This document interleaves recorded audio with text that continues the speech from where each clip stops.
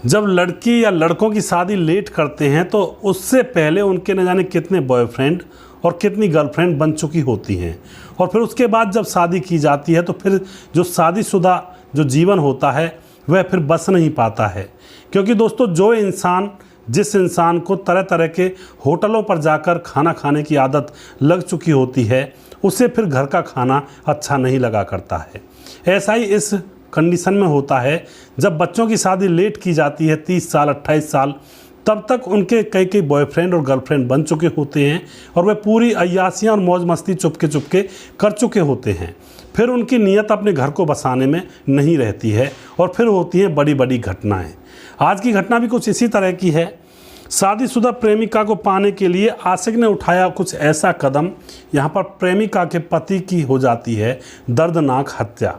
आखिर क्या हुआ था, इस पूरे साजिश में पूरी सच्चाई जानने के लिए वीडियो को अंत तक जरूर देखिएगा। नमस्कार, मैं हूं सुदेश कुमार और तिरछी बात चैनल में आपका स्वागत है।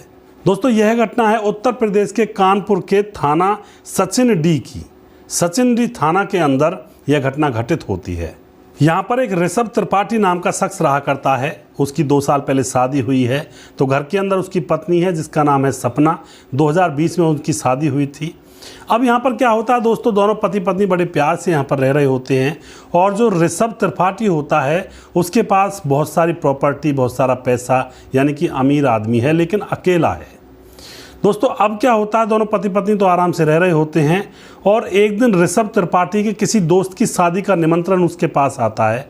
तो यहाँ पर ऋषभ त्रिपाठी अपनी पत्नी से कहता है कि चलो मेरी दोस्त की शादी है, लेकिन यहाँ पर पत्नी मना कर देती है कि मुझे घर का काम है, तुम ही जाओ अपने दोस्त की शादी में। तो ऋषभ त्रिपाठी अपने दोस्त की शादी में चला जाता है और फिर जब शादी से वापस रात को लौट रहा होता है तो उसके ऊपर 2 लोग हमला करते हैं और उसको बुरी तरह से लहूलुहान कर देते हैं। दोस्तों, अब क्या होता है यहाँ पर उसका बुरा हाल हो जाता है। जैसे तैसे वह घर पहुँचता है और यहाँ पर उसकी पत्नी उसे देख करके जोर जोर से रोने लगती है। उसका रो कर बहुत बुरा हाल हो जाता है। आस पड़ोस के लोग इकट्ठा होते हैं तो उसको हॉस्पिटल ले जाया जाता है।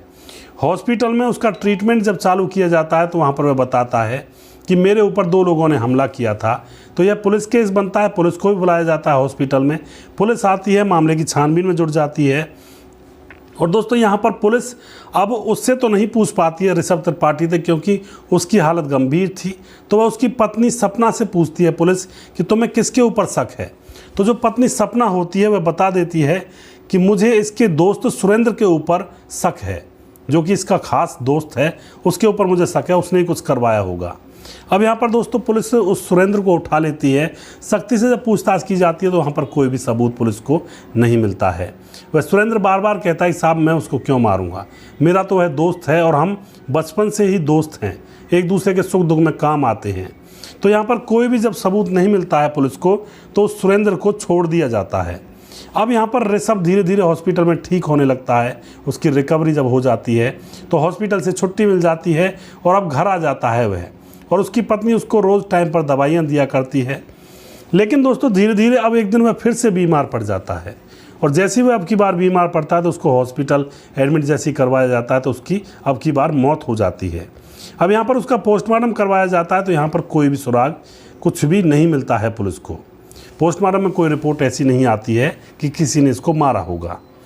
दोस्तों, पुलिस के सामने एक बड़ी चुनौती थी कि आखिर इस केस को किस तरह से सुलझाया जाए। पहले इसके ऊपर हमला हुआ और अब यह हॉस्पिटल में एडमिट था और अब इसकी मौत हो गई संदिग्ध परिस्थितियों में। तो पुलिस उस जगह जहां पर उसके ऊपर हमला हुआ था उस जगह की CDR लोकेशन जांचती है। तो यहां पर पुलिस को पता चलता है कि उस टाइम यहां पर 2 फ़ोन की लोकेशन बोल रही थी। तो यहां पर 2 फ़ोन की लोकेशन जैसे बोल रही थी तो पुलिस उन फ़ोन नंबर को ट्रेस करती है, उनकी कॉल डिटेल्स निकालती है। तो यहाँ पर उनमें से एक फ़ोन से इस ऋषभ त्रिपाठी की पत्नी सपना के फ़ोन पर एक मैसेज किया गया था। मैसेज में लिखा हुआ था कि काम हो गया है। अब यहाँ पर पुलिस के शक के दायरे में उसकी पत्नी सपना भी आ जाती है और यहाँ पर इन 2 नंबरों को ढूंढा जाता है। तो यह निकलते हैं राजू गुप्ता और सीटू। यह 2 लोग होते हैं, इनको पकड़ा जाता है और उसकी पत्नी सपना को भी पकड़ लिया जाता है। दोस्तों, इनसे सख्ती से जब पूछताछ की जाती है तो यहाँ पर एक राज खुलता है। राज ये खुलता है कि शादी से पहले जो सपना थी, सपना का शादी से पहले ही राजू गुप्ता के साथ अफेयर था। बहुत साल पहले से ही वो दोनों एक दूसरे से प्यार किया करते थे, लेकिन दोनों की शादी ना हो सकी और उसके बाद सपना की शादी हो जाती है। और शादी जब हो रही थी सपना की, तो सपना कह रही थी कि मैं तो पति के साथ रह ही नहीं सकती, मैं तो अपने प्रेमी के साथ रहूँगी। लेकिन जब उसको पता चलता है कि उसका पति जो है ऋषभ त्रिपाठी, उसके पास बहुत सारे पैसे हैं, बहुत सारी प्रॉपर्टी है, तो वह लोभ के वशीभूत होकर अपने पति के साथ रहने लगती है। और अब वह बताती है कि उसकी मुलाकात अपने प्रेमी से अच्छी तरह से नहीं हो पा रही थी, वह दोनों एक दूसरे के लिए तड़प रहे थे। तभी यहाँ पर क्या होता है, ऋषभ की संपत्ति को हड़पने के प्लान से वह जो पत्नी होती है सपना, सोचती है कि अपने पति की संपत्ति को हड़प करके और फिर अपने प्रेमी के साथ आराम से रहूँगी और उसके साथ ही मौज मस्ती किया करूँगी। तो यह दोनों प्लान बनाते हैं।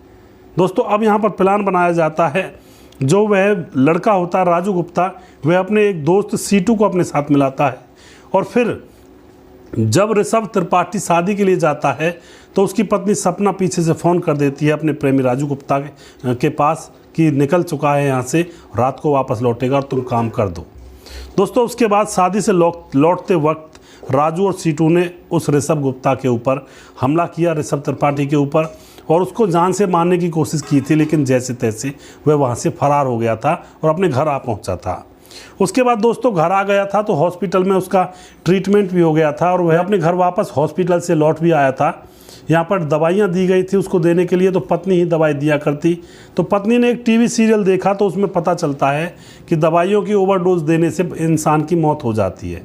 तो वह अपने पति को दवाइयों की ओवरडोज देने लगती है, ज़्यादा से ज़्यादा दवाई खिलाने लगती है। और जिस मेडिकल स्टोर से वह दवाई लेकर आती है उस मेडिकल वाले को भी कुछ शक हो जाता है। उस मेडिकल वाले का नाम होता है विश्वकर्मा। अब वह उससे कहता है कि तुम इतनी दवाइयाँ क्यों ले जाती हो। तो यहाँ पर अब वह उससे भी दोस्ती कर लेती है, उसके साथ भी संबंध बनाती है और उसको अपना सारा प्लान बता देती है। वह कहती है कि मैं अपने पति को तो जान से मारना चाहती हूँ, तुम कोई ऐसी तरकीब बताओ जो उसको जान से मार सकूँ, उसके बाद मैं तुम्हारे साथ ही मौज मस्ती किया करूँगी।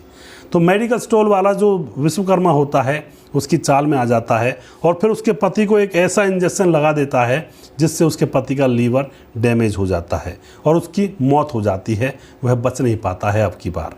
इस तरह से अपने पति को उस औरत ने रास्ते से हटा दिया और न जाने कितने लोगों के चक्कर में पड़ी और उसकी प्रॉपर्टी को भी हड़पना चाहा और उसकी जान भी ले ली। और फिर अब अपनी ज़िंदगी भी उसकी जेल में जाएगी, उसके प्रेमी और प्रेमी के दोस्त की ज़िंदगी जेल में जाएगी और उसका साथ जिस मेडिकल स्टोर वाले विश्वकर्मा ने दिया था वह भी अब जेल में रहेगा। तो एक गलत काम के पीछे कितने लोगों की जेल हो गई और एक इंसान की जान भी चली गई। तो कभी भी गलत कार्यों में ना उतरें। और यहाँ पर दोस्तों इसका अफेयर पहले से ही था, तभी मैं कहता हूँ कि अपनी बच्चियों की शादी समय रहते हुए कर दें, वरना फिर अगर बाहर का खाना खाने की आदत एक बार लग गई तो फिर अपने घर का खाना इनको नहीं भाता है। थोड़ा सा सावधानी से रहें और अपने बच्चों के ऊपर केयर करें। वैसे हर औरत ऐसी नहीं होती है, ना ही हर लड़की ऐसी होती है, लेकिन कुछ एक जो % लोग औरतें होती हैं, लड़कियां होती हैं, वो इस तरह की होती हैं और फिर समाज में एक ऐसा संदेश देती हैं कि लोगों का विश्वास लड़कियों के ऊपर से उठने लगता है। तो दोस्तों कभी भी ऐसा ना करें। लालच के वशीभूत होकर हम जो भी काम करते हैं उसमें हमें अंत में हमारे साथ बहुत बुरा होता है, हमें उसका कहते हैं एक तरह से रिजल्ट मिलता ज़रूर है। अगर आपको हमारा वीडियो अच्छा लगता है तो इसको शेयर ज़रूर कर दिया करें और अगला प्रोग्राम बहुत जल्दी फिर से लेकर आऊँगा किसी सच्ची घटना के ऊपर। तब तक आप खुश रहें, सावधान रहें, रिश्तों की अहमियत को समझें। जय हिंद, जय भारत।